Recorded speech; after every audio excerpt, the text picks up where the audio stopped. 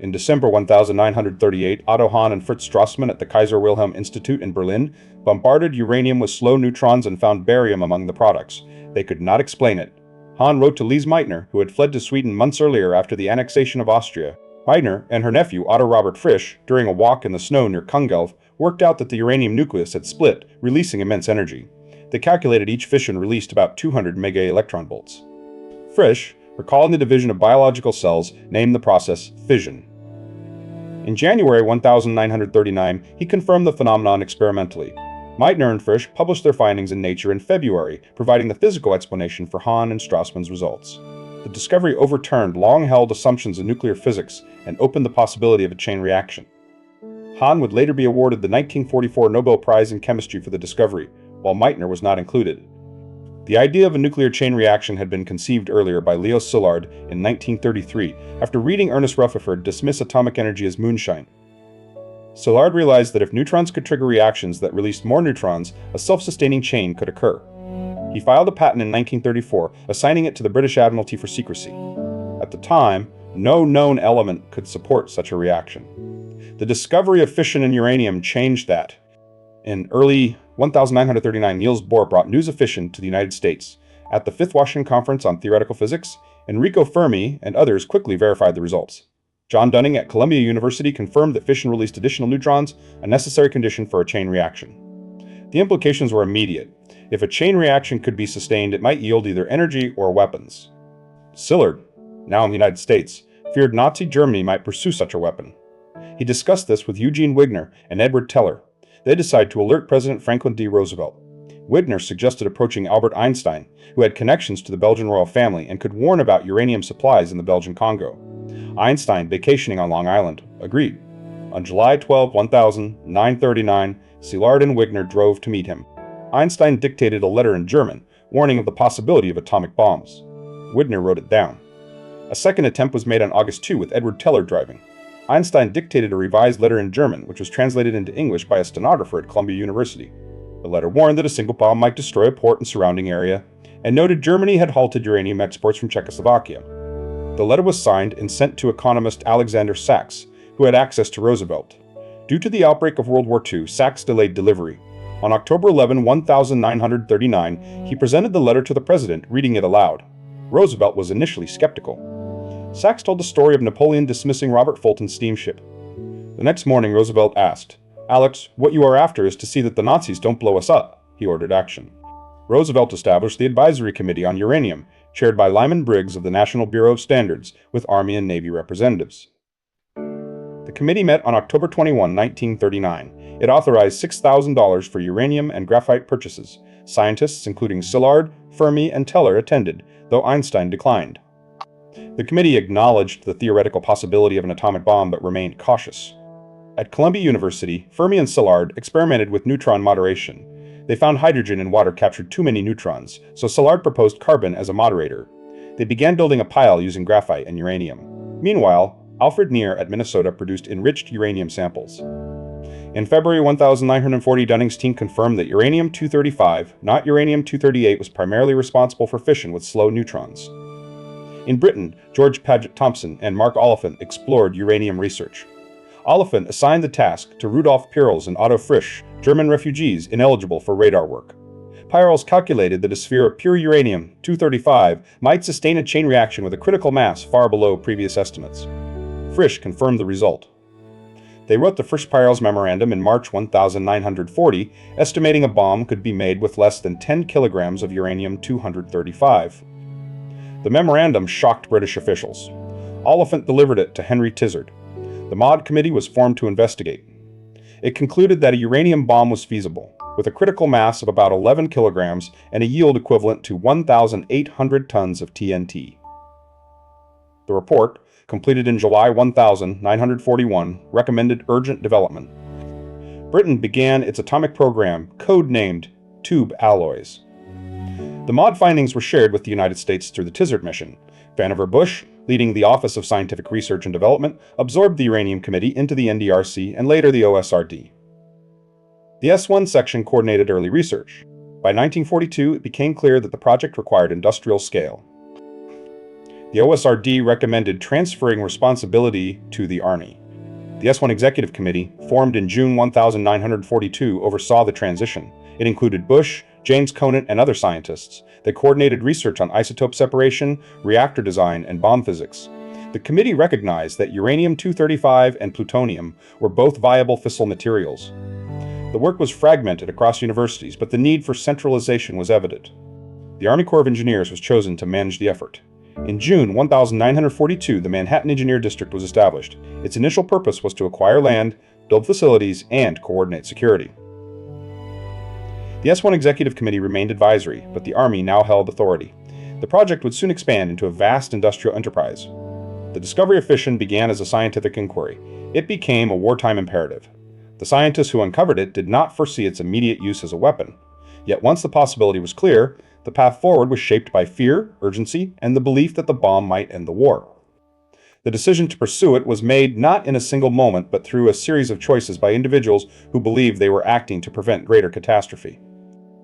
In September 1942, Major General Leslie Groves assumed command of the Manhattan Project, bringing the urgency and logistical rigor he had demonstrated in constructing the Pentagon. Though disappointed at not receiving a combat assignment, he accepted the role as one that could decisively influence the war. His first actions were swift, acquiring land, securing material, and establishing priorities. The project was already in motion, but lacked centralized authority. Groves provided it. Groves moved quickly to secure high-priority status for the Manhattan Project, recognizing that without it, supply chains would stall. He met with Donald Nelson of the War Production Board and demanded a AAA priority rating, threatening to escalate to the president. Nelson relented.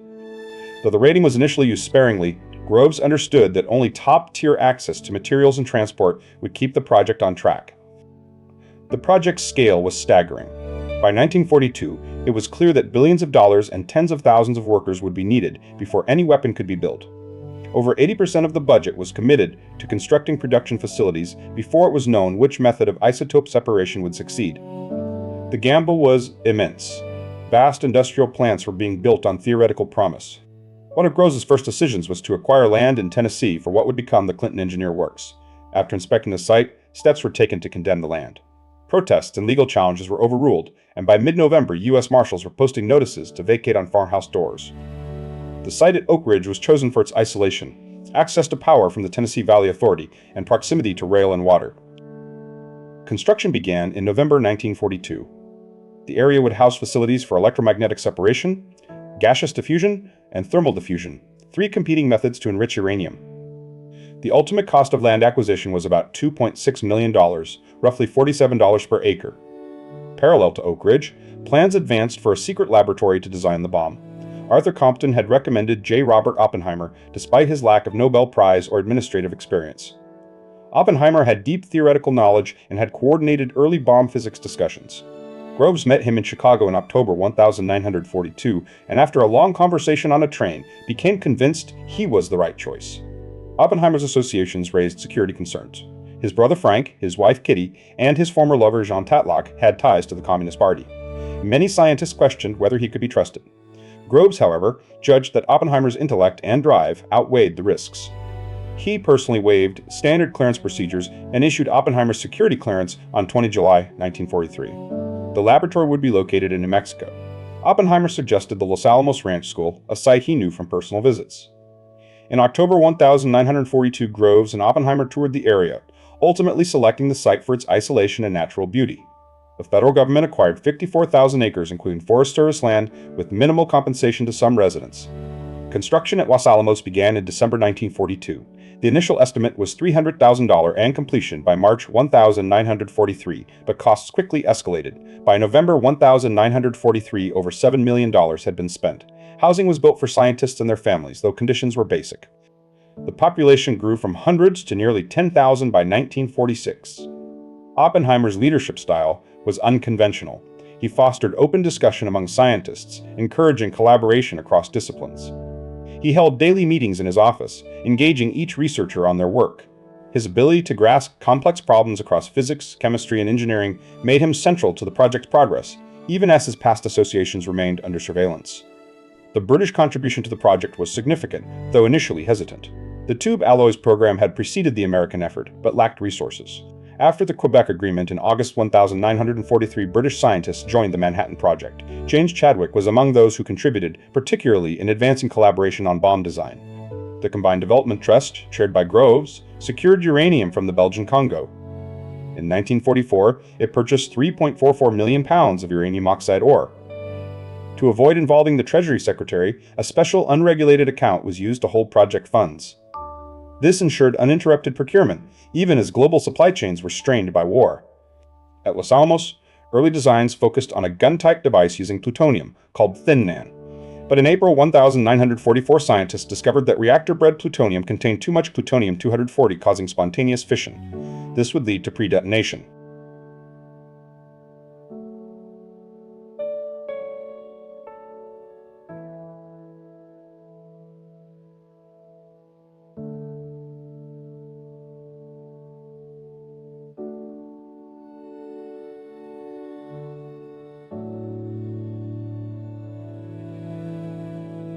Oppenheimer then shifted focus to implosion, a more complex method requiring precise explosive lenses to compress the core. The implosion design demanded unprecedented precision. Physicists, chemists, and engineers worked together to develop explosive lenses and diagnostic methods. John von Neumann contributed key insights into shockwave dynamics. The project became a race not only against time, but against uncertainty. No one knew if implosion could work until it was tested. By mid-1944, the Manhattan Project had become a vast industrial and scientific enterprise. It employed nearly 130,000 people and cost nearly $2 billion. The facilities at Oak Ridge, Hanford, and Los Alamos were operational, though the bomb remained unproven. The decision to use it had not yet been made, but the machinery of war had already set the course. In the winter of 1942, beneath the abandoned stands of Stagg Field at the University of Chicago, a team of scientists and workers assembled a structure that would alter the course of history. It was not a weapon, not yet, but a reactor, a crude pile of graphite blocks and uranium, stacked by hand in a squash court. Enrico Fermi led the effort, guided by calculations and a deep understanding of neutron behavior. The goal was singular: to achieve the first self-sustaining nuclear chain reaction. The reactor, known as Chicago Pile 1, used natural uranium and ultra-pure graphite as a neutron moderator. It contained 45,000 graphite blocks weighing 360 tons and 4.9 tons of uranium metal alongside 41 tons of uranium oxide. No radiation shielding was installed, nor was there a cooling system. The pile operated at just half a watt, barely enough to power a small light, but its significance lay not in power output but in proof of concept. The success of CP1 depended on the purity of the graphite, which had to avoid neutron-absorbing impurities like boron and cadmium. Scientists at National Carbon, working with physicists Enrico Fermi and Leo Szilard, developed a new type of graphite, AGOT, with a neutron absorption cross-section low enough to sustain a chain reaction. This breakthrough, born of collaboration between industry and science, allowed the reactor to function where earlier attempts had failed. Fermi designed the pile to approach criticality slowly, layer by layer. Neutron detectors, built by Leona Woods, were inserted at intervals to measure the rising neutron flux. The team worked in 12-hour shifts, day and night, stacking blocks by hand. High school dropouts were hired to handle the heavy materials, unaware of the full implications of their labor. The air filled with graphite dust, coating every surface, every breath. The decision to build CP1 in a densely populated city carried risk. If the reaction ran out of control, a release of radiation could affect thousands. But Fermi understood the role of delayed neutrons, those emitted seconds after fission by unstable fission products. These provided a buffer, allowing time to insert control rods if the reaction accelerated. With cadmium-coated wooden rods as neutron absorbers, the team could halt the reaction within minutes. Arthur Compton, overseeing the metallurgical laboratory, faced a dilemma: delay the experiment until a remote site was ready, or proceed in Chicago. Construction at Argonne Forest was behind schedule. Fermi proposed building the pile under Stagg Field. Compton later admitted he should have consulted the university president, but feared the answer would be no, and that such caution might cost the project its momentum. On December 2, 1942, the final layers were added. Fermi directed the experiment from a balcony, calling out readings and adjustments. As control rods were slowly withdrawn, neutron levels rose. At 3:25 p.m., the counters confirmed a self-sustaining chain reaction. The pile had gone critical.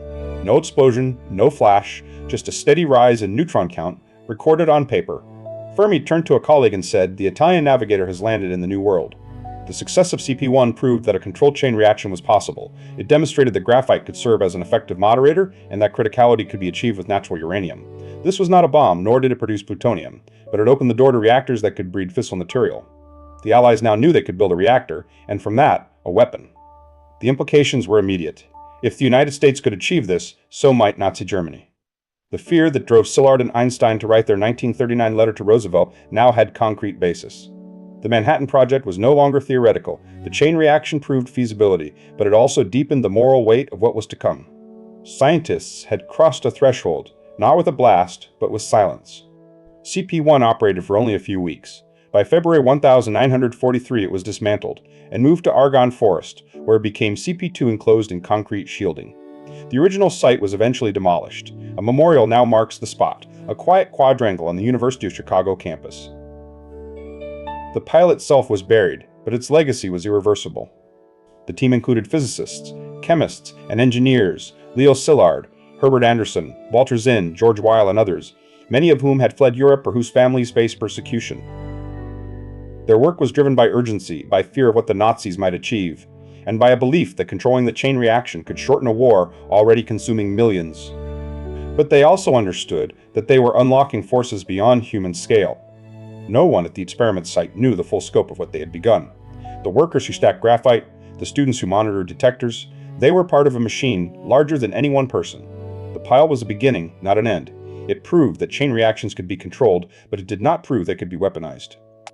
That would require industrial-scale reactors, chemical separation, and engineering on a level still unimaginable.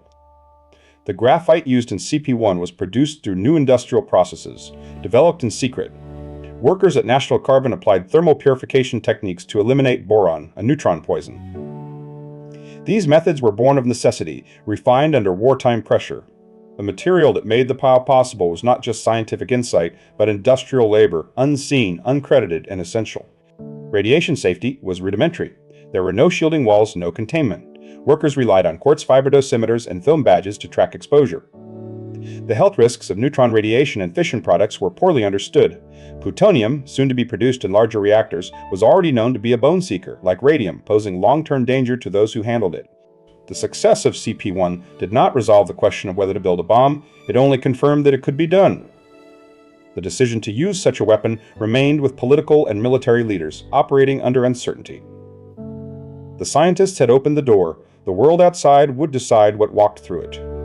The Manhattan Project required not one facility, but 3 vast industrial sites built from nothing, each in remote locations chosen for isolation, access to power, and defensible terrain.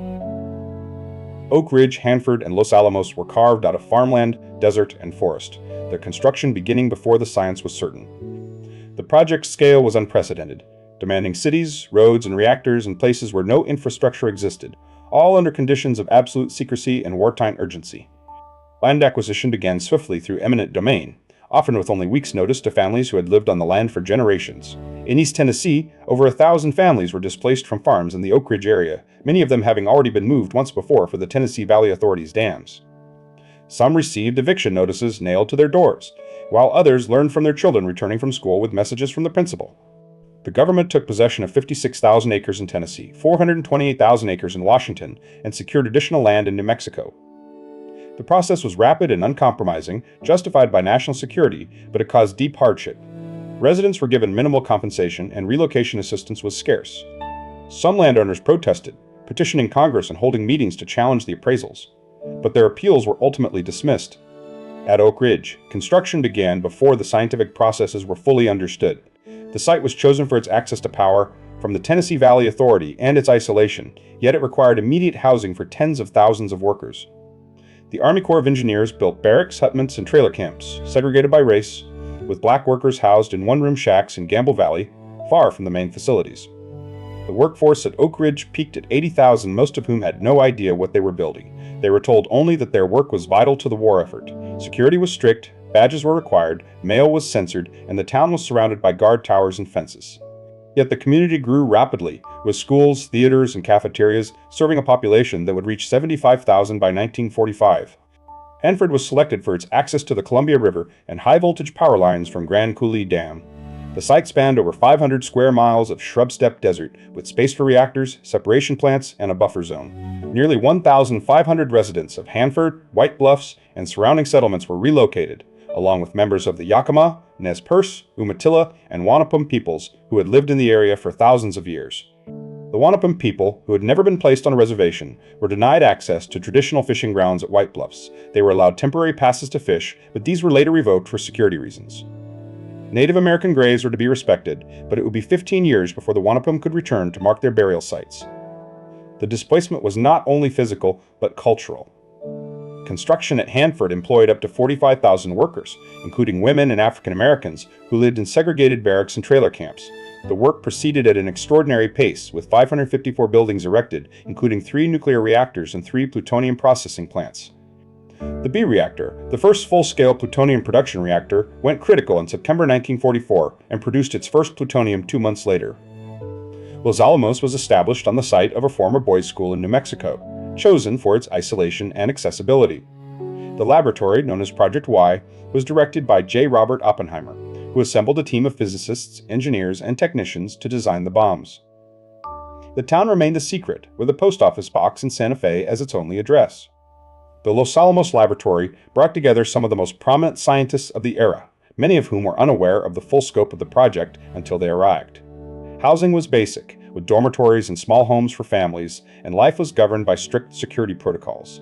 Scientists worked long hours, driven by the belief that Germany might be developing its own bomb. At all 3 sites, workers handled materials whose dangers were not fully understood. Uranium, plutonium, and radioactive byproducts were processed without adequate protection. The long-term health effects were unknown, and safety procedures were often improvised. The urgency of the war effort outweighed caution, and many workers would later suffer from exposure. The project employed nearly 130,000 people at its peak, most of them unaware of the true nature of their work. Compartmentalization ensured that only a few knew the full picture. Many learned about the atomic bomb from the radio after the bombing of Hiroshima. The achievement was collective, but the knowledge was fragmented, distributed in pieces too small to reveal the whole. The cost of the Manhattan Project was nearly $2 billion, equivalent to about $28 billion today. Over 80% of that expense went to building and operating the production plants at Oak Ridge and Hanford. The scientific research, though critical, was a smaller fraction of the total effort. The industrial scale of the project dwarfed its laboratory origins, transforming theoretical physics into a vast wartime enterprise. The creation of these secret cities reshaped the American landscape and displaced thousands of people. The families who lived on the land, the workers who built the facilities, and the indigenous communities who had inhabited the regions for generations all bore the consequences of a project they did not choose. The bombs were built by human hands, but the cost was measured in more than labor. The project's success rested on the convergence of science, industry, and military command. It was a feat of organization and engineering, achieved under immense pressure and uncertainty. But it was also an act of profound disruption, of lives, of land, of futures. The weapon that emerged was the product of human ingenuity, but its shadow extended far beyond the laboratories and reactors where it was made. Separating uranium-235 from uranium-238 was the first major material obstacle. Natural uranium contains only 0.7% of the fissile isotope U-235, chemically identical to the dominant U-238. The only way to isolate it was by mass, using electromagnetic or gaseous diffusion methods. Both were untested at industrial scale, and both demanded vast resources, time, and precision under wartime pressure. The Y-12 plant at Oak Ridge used Kellytrons, devices based on Ernest Lawrence's cyclotron design. These massive electromagnets ionized uranium tetrachloride and deflected charged particles through a magnetic field, separating isotopes by mass. The process was slow and power-intensive, but it was the first to yield usable quantities of enriched uranium. To build the Kellytron's magnetic coils, the Manhattan Project faced a copper shortage. Instead, it borrowed 395 million troy ounces of silver from the U.S. Treasury, 12,300 metric tons. This silver, stored at West Point, was wound into the coils. Less than 0.036% was lost during the project, a testament to meticulous handling. The operation of Y-12 fell to Tennessee Eastman, a chemical company hired by the Army Corps of Engineers. Scientists from Berkeley initially ran the Kellytrons, troubleshooting and stabilizing the systems. Once functional, control was handed to operators with only high school educations, many of them young women recruited from rural Tennessee. These operators, later known as the Kellytron Girls, were trained to maintain needle positions on dials without knowing what the dials measured. They followed rules like if M and G voltages rise, adjust Q and R, procedures memorized, not understood. Secrecy was strict. Those who asked too many questions were replaced. Colonel Kenneth Nichols compared output between the physicists and the young operators. The women consistently outperformed the scientists. When challenged to a production race, Lawrence's team lost. The reason was simple. The scientists investigated every fluctuation, while the women followed instructions without hesitation. The K-25 plant used gaseous diffusion, a method that forced uranium hexafluoride gas through porous barriers. Lighter U-235 molecules move slightly faster than heavier U-238 ones. Each pass enriched the gas a fraction, requiring thousands of stages in a cascade to achieve high concentrations. Uranium hexafluoride was highly corrosive, reacting violently with moisture. Every component in contact with it had to be nickel-plated or lined with inert materials. Chrysler manufactured over 3,500 diffusers using electroplated nickel, conserving vital war materials while maintaining structural integrity. The greatest challenge of K-25 was the barrier material, microscopically porous yet strong and corrosion-resistant. Multiple designs were tested, including powdered nickel and electroplated meshes.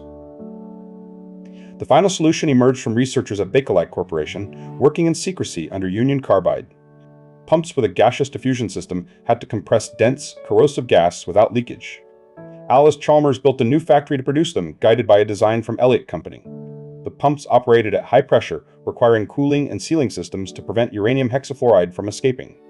The S-50 thermal diffusion plant provided initial enrichment, feeding slightly enriched uranium into K-25. Its output then went to Y-12's beta calatrons for final purification. This hybrid approach combined three technologies to meet the urgent demand for weapons-grade material. The work at Oak Ridge disrupted entire communities. Over 1,000 families were displaced from their land in Rowan and Anderson counties. Some had been relocated before for TVA projects. Compensation was minimal, and many were given only weeks to leave, with no assistance for relocation.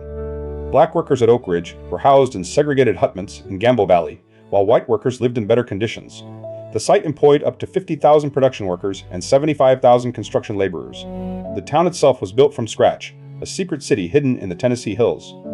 The enriched uranium produced at Y-12 became the core of Little Boy, the bomb dropped on Hiroshima. By mid-1945, the facility had produced about 64 kilograms of U-235.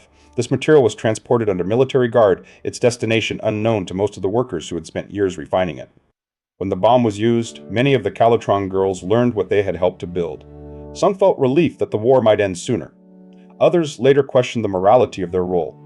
The weapon they helped create killed at least 70,000 people in Hiroshima by the end of 1945, with tens of thousands more injured or dying in the years that followed. The X-10 graphite reactor at Oak Ridge was the first reactor designed for continuous operation, a step between the experimental pile at Chicago and the industrial-scale reactors to come. It used natural uranium fuel, graphite as a moderator, and air cooling. By November 1943, it went critical, marking the start of sustained plutonium production. It supplied Los Alamos with early samples that revealed higher plutonium-240 content, which ruled out the gun-type design and led to the implosion method.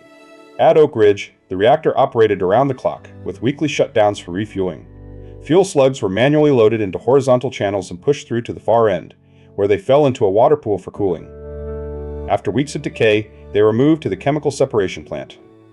The bismuth phosphate process, chosen in May 1943, allowed plutonium to be precipitated from solution while uranium remained behind. The chemical separation plant at X-10 had 6 heavily shielded cells separated by thick concrete walls. Equipment was operated remotely from a control room using periscopes and early closed-circuit television. The process recovered increasing amounts of plutonium over time, rising from 40 to 90% efficiency. The work was routine, but carried high risk due to radiation exposure, handled without full understanding of long-term health effects. DuPont designed the Hanford B reactor as a massive leap from the X-10 pilot. It was graphite-moderated, water-cooled, and built to operate at 250 megawatts. Construction began in August 1943 on the Columbia River using 1,200 tons of graphite and 200 tons of uranium slugs. Cooling water was drawn directly from the river at 75,000 gallons per minute and discharged after settling and cooling. Eugene Wigner had insisted on a water-cooled design despite initial resistance, arguing it was simpler and more feasible than helium cooling. His calculations showed criticality could still be achieved despite neutron absorption by water. When construction shifted to water cooling, the X-10 reactor lost its value as a prototype but retained its role as a training and research site for Hanford staff. The Hanford site was chosen for its isolation, access to power from Grand Coulee Dam, and abundant river water. Over 428,000 acres were acquired, displacing about 1,500 residents and Native American communities, including the Wanapum, Yakima, Umatilla, and Nez Perce. Some were allowed limited access to fish, but these rights were later revoked for security. The land acquisition involved disputes over compensation and took years to resolve. At Hanford, construction camps housed up to 45,000 workers with segregated barracks for black laborers who were paid less and lived in separate facilities. The operating village of Richland was built on existing infrastructure, with standard housing designs. The workforce included Army engineers and DuPont technicians working under intense secrecy. The scale of construction was immense, requiring hundreds of miles of roads, railways, and vast amounts of concrete and steel. The B reactor achieved criticality on September 26, 1944, but within hours the chain reaction stopped. The cause was xenon-135, a fission product with an extremely high neutron absorption cross-section. This poisoning effect had not been observed at X10 due to lower power levels. Without intervention, the reactor would have remained stalled, halting the entire plutonium program. Eugene Wigner had insisted on extra fuel channels during design, a precaution others had questioned. When xenon poisoning occurred, engineers loaded additional uranium slubs into the unused tubes, increasing neutron flux enough to overcome absorption. This restored the chain reaction and allowed plutonium production to proceed. The episode demonstrated how theoretical foresight could avert a crisis in an untested system. Once operational, the B reactor produced plutonium by irradiating uranium-238, which captured neutrons and decayed into plutonium-239. The first batch was refined in December 1944 at the T plant, one of 3 chemical separation facilities. These were massive concrete structures with thick walls, where remote handling systems processed highly radioactive material. Workers could not enter once operations began. Chemical separation at Hanford used the bismuth phosphate process, moving irradiated slugs through a series of tanks and precipitations. The machinery became so radioactive that replacement parts had to be assembled remotely. Periscopes and early TV monitors gave operators limited visibility. The process generated large volumes of liquid waste, stored in underground single-shell tanks known as tank farms. Plutonium-240 contamination in reactor-bred material made a gun-type bomb impossible, as spontaneous fission could trigger pre-detonation. This forced the development of implosion, a more complex but necessary design. The plutonium from Hanford was used in the Trinity test on July 16, 1945, and in the Fat Man bomb dropped on Nagasaki on August 9, killing at least 40,000 people by the end of the year, with tens of thousands more injured or dying later. Workers at Hanford handled materials with incomplete knowledge of the hazards. Radiation exposure limits were based on limited data, and protective measures were rudimentary. Some developed health issues years later, though records were classified. The environmental impact was also significant. Cooling water returned to the Columbia River carried radioactive isotopes, affecting downstream communities and ecosystems. The decision to use water cooling at Hanford against initial helium plans proved critical. It allowed faster construction and avoided untested technology. The reactor's design had no moving parts beyond pumps, relying on precision engineering and theoretical calculations. Its success depended on collaboration between scientists, engineers, and operators, many of whom did not know the final purpose of their work. The B reactor produced the plutonium for the Trinity test and the Nagasaki bomb, marking the culmination of the Manhattan Project's second major path. It represented a technical triumph on an industrial scale, yet its product caused immense human suffering. The reactor operated for 2 decades, later producing tritium for thermonuclear weapons.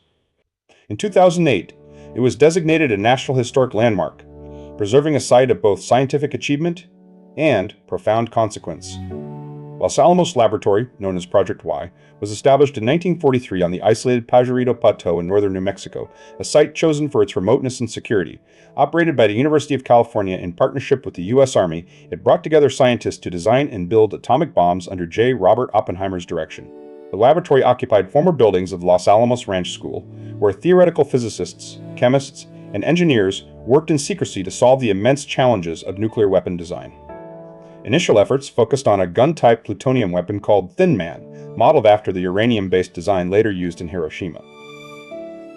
But in April, 1944 tests at Los Alamos revealed that reactor-bred plutonium contained high levels of plutonium-240 whose spontaneous fission would cause pre-detonation before full assembly. This discovery rendered the gun-type method unviable for plutonium, forcing an abrupt shift in strategy. Oppenheimer reorganized the laboratory to prioritize an alternative, implosion. The implosion concept, initially championed by Seth Nettermeyer, involved compressing a subcritical sphere of plutonium symmetrically using high explosives. Early experiments produced distorted shapes, and progress was slow. Nettermeyer's work was considered unorthodox, and many colleagues doubted its feasibility. Despite his foundational role, he led a team plagued by technical obstacles and lack of institutional support, working with cylindrical charges that failed to produce uniform compression. In September 1943, John von Neumann visited Los Alamos and provided a critical mathematical framework for implosion, demonstrating that shaped charges could create a spherical shockwave far more efficiently than the gun method. His calculations impressed Oppenheimer, Hans Bethe, and Edward Teller. Recognizing the need for explosive expertise, they brought in George Kistiakowsky, a specialist in detonation physics from the National Defense Research Committee, to lead the effort. Kistiakowsky assumed leadership of the implosion program in February 1944, replacing Nettermeyer, who remained as a technical advisor. He introduced advanced diagnostics, including high-speed photography and X-ray imaging, to study detonation symmetry. His team developed explosive lenses using composition B and barytol to shape the blast wave, aiming for perfect spherical compression. The challenge was immense. Any asymmetry would cause the core to squirt out rather than implode.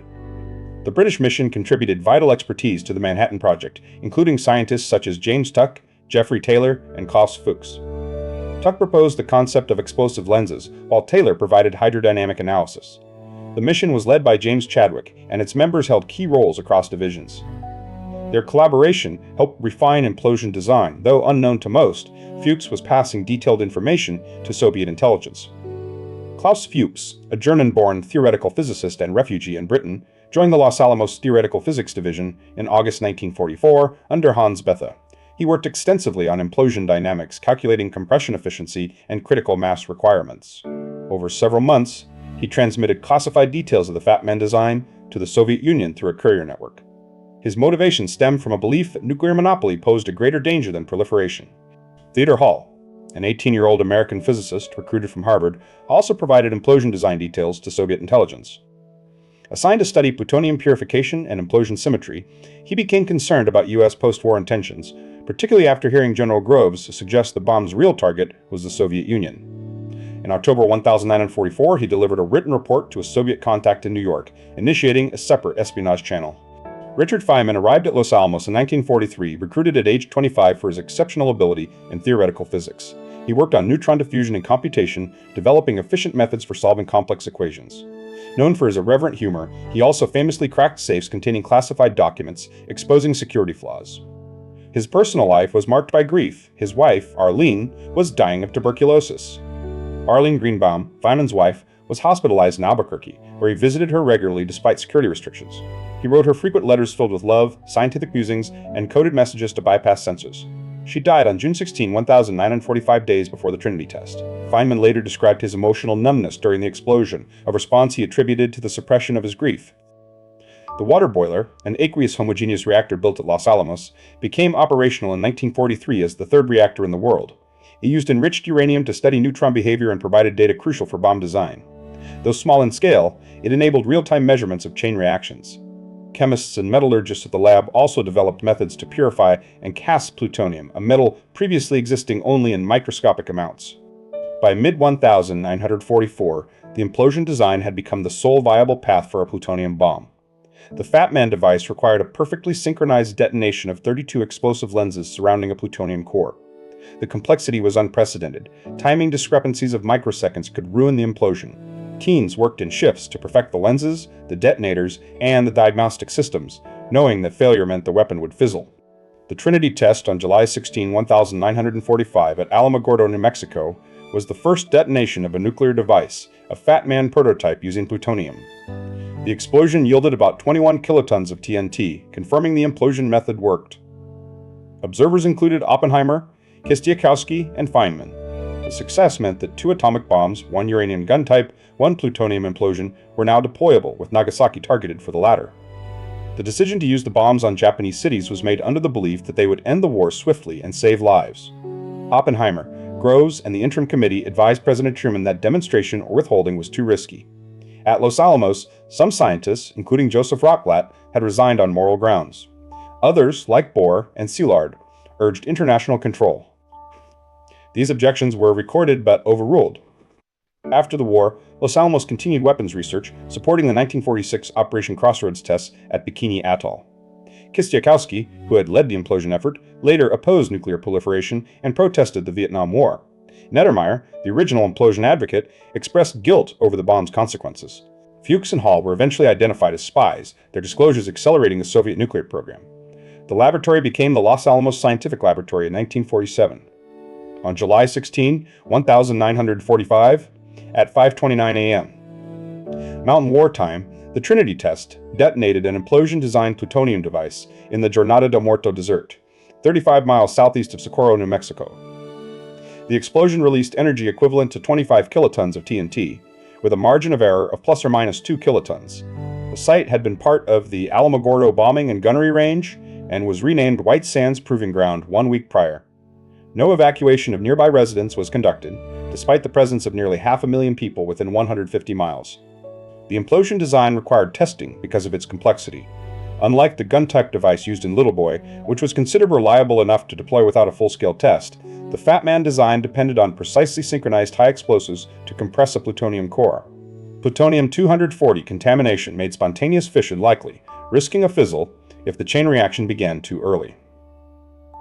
The Trinity test was thus essential to validate the implosion method, which had never been tried before.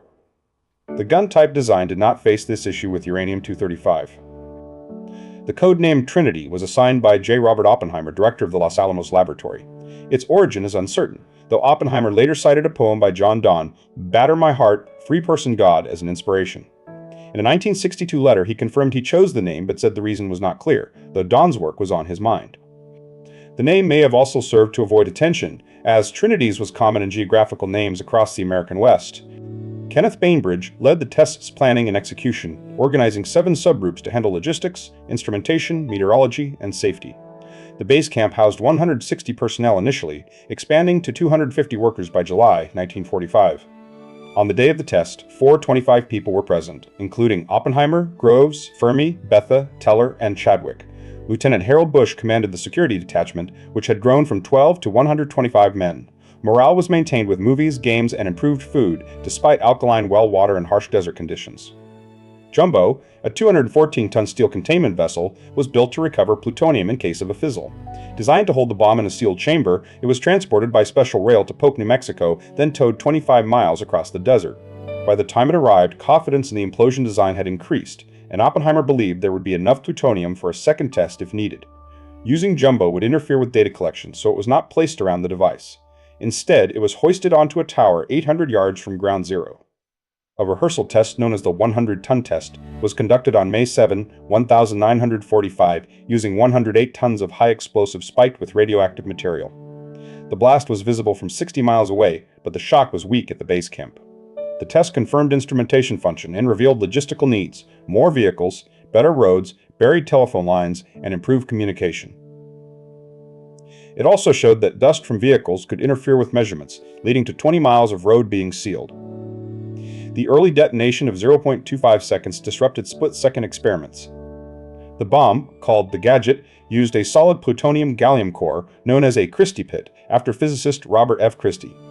The 6.19 kilogram core was alloyed with 5% gallium to stabilize the delta phase of plutonium. It was plated with silver, which blistered due to heat from radioactive decay, requiring filing and covering with gold foil. The core was surrounded by a natural uranium tamper and encased in high explosive lenses. The assembly was completed at the McDonald Ranch House, converted into a clean room for the task. The Gadget was assembled atop a 100-foot steel tower to simulate an airburst and reduce fallout. When the plutonium capsule was inserted into the tamper, it jammed due to thermal expansion from the core's heat. Robert Bacher realized the issue and allowed temperatures to equalize, enabling the capsule to slide in. The final assembly included detonators, a boron disc, and an aluminum plug. The bomb was fully armed by 11 p.m. on July 15. 7 men, including Bainbridge and Kistiakowsky, performed the arming at the tower. Enrico Fermi offered odds on whether the explosion might ignite the atmosphere, a concern that had been raised earlier by Edward Teller. Calculations by Betha and others had already concluded that such an event was impossible.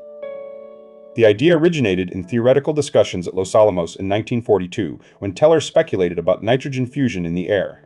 Betha determined it was extremely unlikely, and a post-war report co-authored by Teller confirmed that no self-propagating reaction could occur.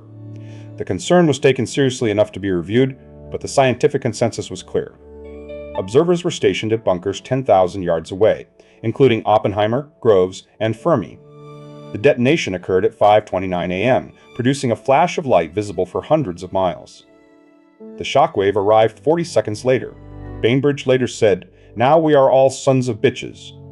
Oppenheimer recalled a line from the Bhagavad Gita, "Now I am become death, the destroyer of worlds." Other accounts vary. Some said he muttered it quietly, others that he spoke it later. The fireball rose rapidly, forming a mushroom cloud. The explosion vaporized the steel tower and fused the desert sand into a green, glassy substance later named Trinitite.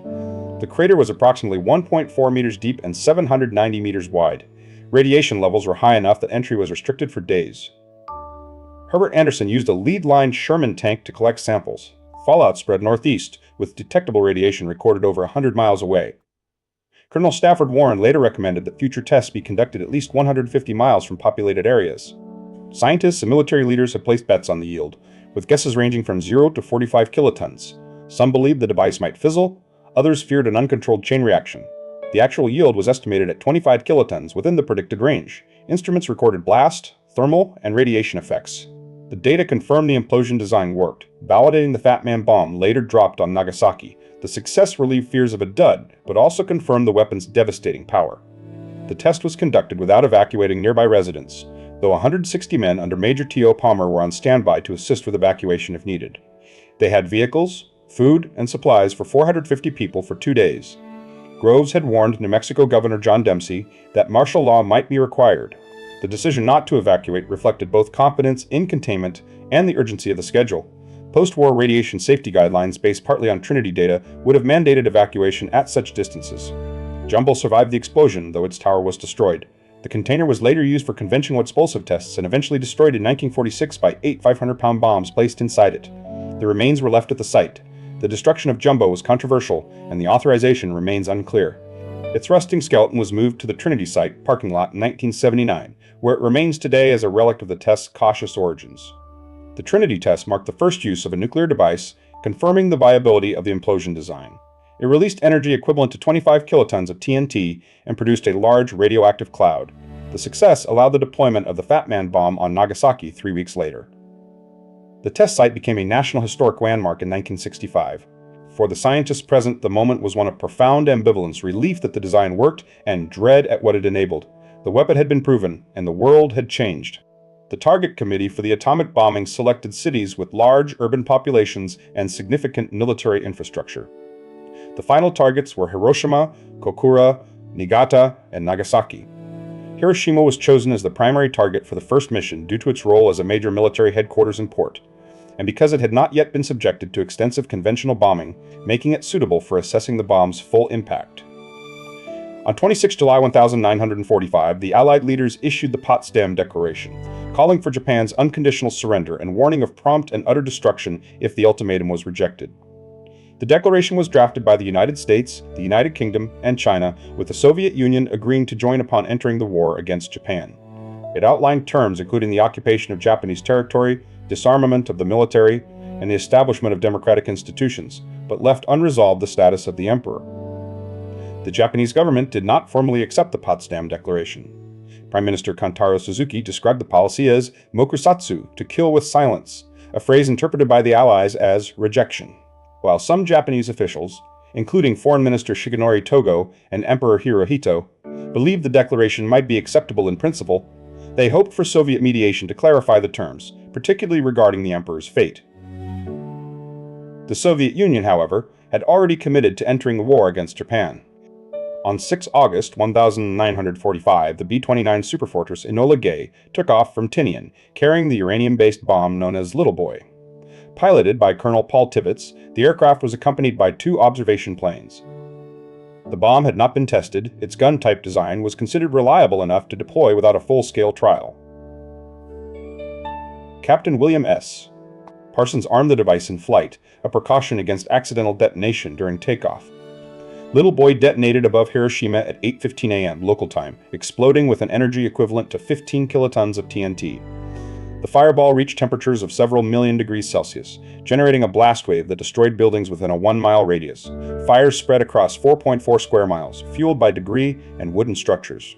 An estimated 70,000 to 80,000 people died immediately, with many more injured by burns, flying glass, and collapsing structures. Over the following weeks, deaths continued as victims succumbed to radiation sickness, injuries, and malnutrition. Japanese estimates indicate that 69% of Hiroshima's buildings were destroyed. Of the approximately 90,000 to 166,000 deaths in Hiroshima by the end of 1945, about 90% were civilians. Some 20,000 were Korean forced laborers, reflecting the widespread displacement and exploitation under Japanese colonial rule. 3 days later, on 9 August, another B-29 boxcar carried the plutonium-based bomb Fat Man toward Japan. The primary target was Kokura, but smoke and cloud cover from a prior firebombing obscured the city. After 3 unsuccessful passes, Major Charles Sweeney diverted to Nagasaki, the secondary target. The bomb was released over the Urukami Valley, detonating with a force of 21 kilotons of TNT. The explosion over Nagasaki destroyed about 44% of the city. The surrounding hills contained much of the blast, limiting the immediate destruction compared to Hiroshima. Still, an estimated 35,000 people died in the initial explosion, with 60,000 injured. Among the dead were 23,200 to 28,200 Japanese munitions workers, 2,000 Korean laborers, and 150 soldiers. The total death toll in Nagasaki by the end of 1945 ranged from 60,000 to 80,000. The use of atomic bombs followed a broader campaign of firebombing that had already devastated Japanese cities. Operation Meeting House, a raid on Tokyo in March 1945, killed an estimated 100,000 people and destroyed 16 square miles of the city. By August, 64 Japanese cities had been firebombed, with incendiary raids targeting densely populated urban areas. The atomic bombings were not isolated acts, but part of a sustained strategy of aerial bombardment. Radiation sickness emerged as a new and poorly understood condition. Survivors who had seemed unharmed began to experience nausea, fever, and bleeding within days. Medical personnel had no effective treatments. The Atomic Bomb Casualty Commission later documented cases of acute radiation syndrome, particularly among those within 2,000 meters of the epicenters. Long-term health effects included increased rates of leukemia and solid cancers. The survivors, known as hippokusha, faced lifelong health consequences and social stigma. The Japanese government eventually recognized around 650,000 people as atomic bomb survivors, with monthly allowances and medical support. As of 2025, about 99,130 hippokusha remained alive. Many reported discrimination in employment and marriage, based on fears, largely unfounded, that radiation effects were hereditary or contagious. Some survivors endured both bombings. Known as Nichi hippokusha, these individuals were in Hiroshima on 6 August and reached Nagasaki before the second explosion.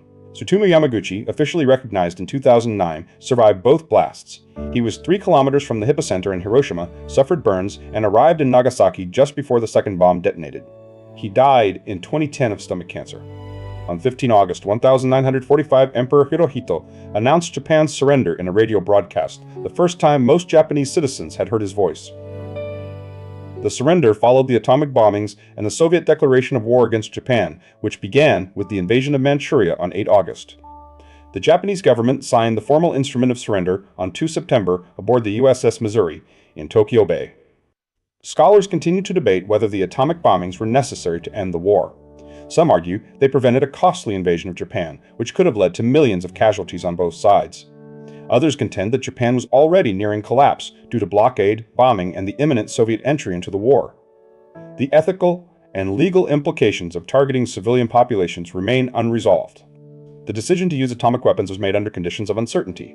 The Manhattan Project had succeeded in producing 2 types of bombs, but their long-term effects were unknown. The casualties in Hiroshima and Nagasaki were not abstract figures. They were people who lived, worked, and died in cities that were reduced to ash. The survivors carried the physical and psychological injuries for decades.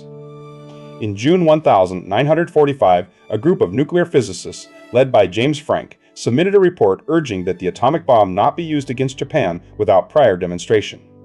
Written largely by Eugene Rabinowitz, the Franck report warned that using the weapon without warning would trigger a nuclear arms race. It proposed a demonstration on a barren island before international observers, or a temporary secrecy to allow time for diplomatic solutions. The report was delivered to the Interim Committee, which reaffirmed its earlier decision to use the bomb. The Franck report was signed by James Franck, who chaired the committee that produced it, along with Donald J. Hughes, Glenn Seaborg, and Leo Szilard. It argued that the United States could not indefinitely maintain a nuclear monopoly, and that an arms race was inevitable unless international control was established. Despite these warnings, the Interim Committee concluded in June that there was no viable alternative to military use. The bombings of Hiroshima and Nagasaki followed in August. The report was declassified in early 1946, though censored passages were withheld. In the aftermath of the war, the United States faced a decision about how to govern atomic energy. 2 visions emerged. One, championed by Secretary of War Henry Stimson, advocated international control to prevent proliferation. The other, supported by Secretary of State James Burns, saw the bomb as a strategic asset to be retained. President Truman, divided between these positions, tasked Undersecretary Dean Acheson and David Lilienthal with formulating a policy. Their committee included scientists who had worked on the Manhattan Project. The Acheson-Lilienthal report presented in March 1946, proposed that all fissile material be placed under an international atomic development authority. It argued that inspections alone could not prevent proliferation, and that only shared ownership of uranium and thorium sources could ensure peace. The report, largely written by Oppenheimer, recommended that the United States relinquish its monopoly in exchange for a binding international agreement. Truman accepted the general framework, but political realities soon altered its intent. Truman appointed financier Bernard Baruch to present the plan to the United Nations. Baruch added conditions. The Soviets would have to accept unrestricted inspections and allow penalties for violations without veto power. These terms were rejected by the Soviet Union, which saw them as infringing on sovereignty. The Baruch plan failed, and the opportunity for early international control was lost. The nuclear arms race began in earnest as both superpowers moved toward independent weapons development. The Atomic Energy Act of 1946, also known as the McMahon Act, transferred control of nuclear technology from the military to a civilian atomic energy commission. It was passed after fierce debate between those who feared military dominance and those who emphasized national security. The act established civilian oversight, created the AEC, and declared that nuclear information would be classified by default, a doctrine known as Born Secret. President Truman signed it into law on August 1, 1946. The United States Atomic Energy Commission was established on January 1, 1947, with David Lilienthal as its first chairman. It inherited the Manhattan Project's facilities, personnel, and mission. The AEC was granted sweeping powers to manage nuclear research, regulate information, and oversee weapons production. While it supported peaceful applications, the vast majority of its early budget went toward expanding the nuclear arsenal. Los Alamos and later Lawrence Livermore became central to weapons development. The Soviet Union's atomic bomb project, led by Igor Kurchatov and supervised by Lavrenti Beria, accelerated after the Hiroshima and Nagasaki bombings. Intelligence from spies such as Klaus Fuchs provided critical details about the implosion design of the Fat Man bomb. Plutonium was produced at the Mayak facility in Chelyabinsk, using forced labor under hazardous conditions. The first Soviet test, RDS-1, occurred on August 29, 1949, at the Semipalatinsk test site in Kazakhstan. RDS-1 yielded 22 kilotons, comparable to the Nagasaki bomb.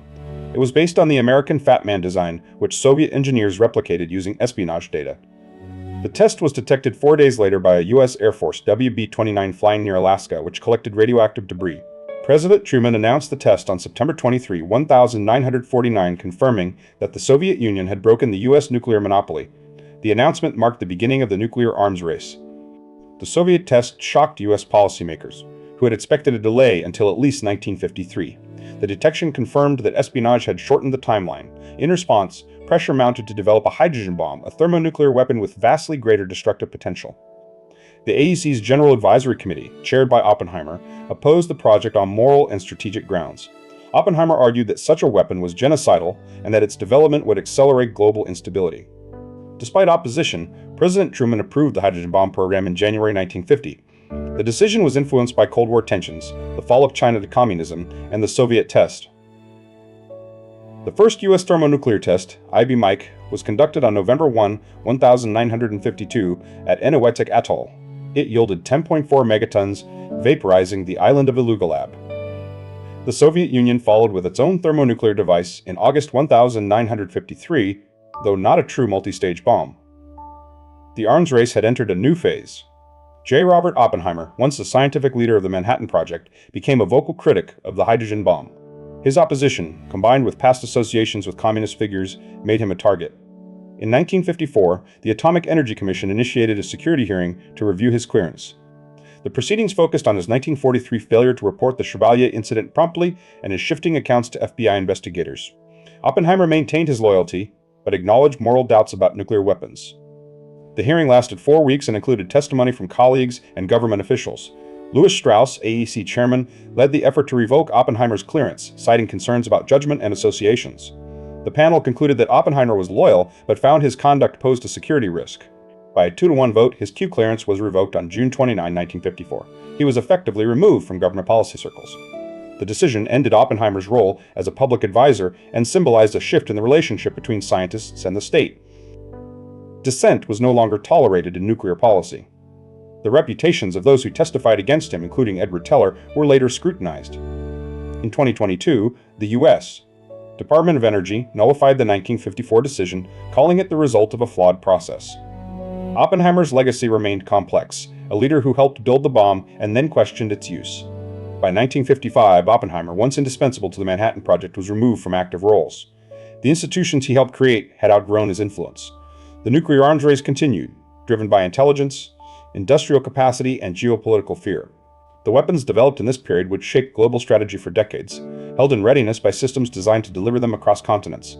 The cost, in lives, resources, and trust, was already mounting. In 1954, the United States detonated Castle Bravo at Bikini Atoll, the largest nuclear device it has ever tested. With a yield of 15 megatons, 2.5 times what scientists predicted, the explosion vaporized part of the reef and sent a plume of radioactive debris into the atmosphere. The fallout, composed of pulverized coral and fission products, spread far beyond the exclusion zone. Residents of Rongelap and Utrecht atolls were exposed before evacuation, suffering acute radiation sickness.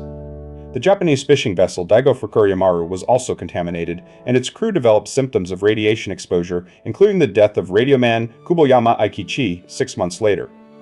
The design of the Castle Bravo device relied on lithium deuteride as fusion fuel, a solid material that made the weapon practical for delivery.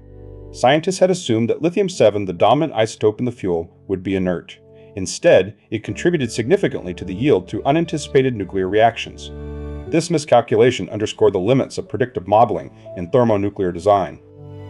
The device, weighing 23,500 pounds, used a radiation implosion system that transferred energy from a primary fission stage to compress the secondary fusion stage, a configuration known as the Teller-Ulam design. The fallout from Castle Bravo affected populations well beyond the immediate test zone. Radioactive particles settled on inhabited atolls, contaminating food and water supplies.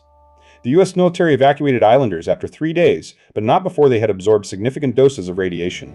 Long-term health effects included thyroid abnormalities, cancers, and birth defects.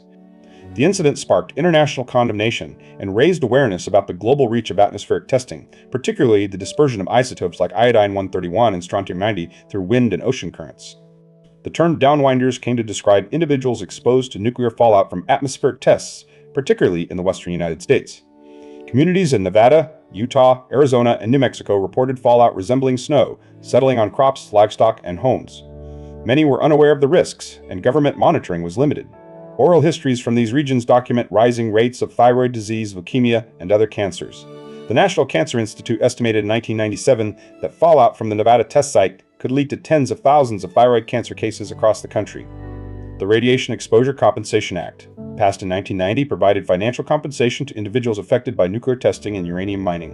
It offered $50,000 ODO downwinders, $75,000 ODO on-site participants, and $100,000 ODO uranium workers, based on proof of exposure and specific medical conditions. The law included an apology from Congress for the involuntary risks borne by citizens. However, eligibility was narrowly defined, excluding many affected groups, including those near the Trinity test site in New Mexico, until recent legislative efforts.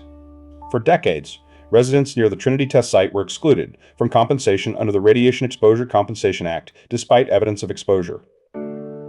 Scientists had warned before the 1945 test that radioactive fallout could harm civilians, but no evacuations or warnings were issued.